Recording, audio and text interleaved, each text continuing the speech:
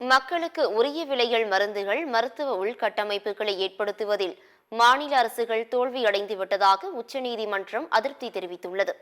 தனியார் மருத்துவமனைகளுக்கு செல்லும் நோயாளிகளை தங்கள் மருத்துவமனையில் உள்ள மருந்துகள், மருத்துவ சாதனங்களை வாங்க வேண்டும் என கட்டாயப்படுத்துவதாக உச்சநீதிமன்றத்தில் பொதுநல வழக்கு தொடரப்பட்டது.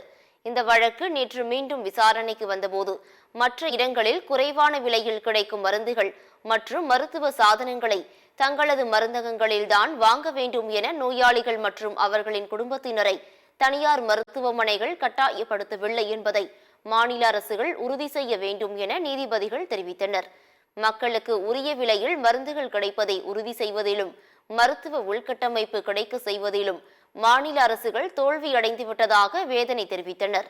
மாநில அரசுகளின் இந்த தோல்வி தனியார் மருத்துவமனைகளுக்கு ஆதரவு அளிப்பதுடன் அவர்களை ஊக்குவிக்கும் வகையில் உள்ளதாக நீதிபதிகள் அதிருப்தி தெரிவித்தனர்.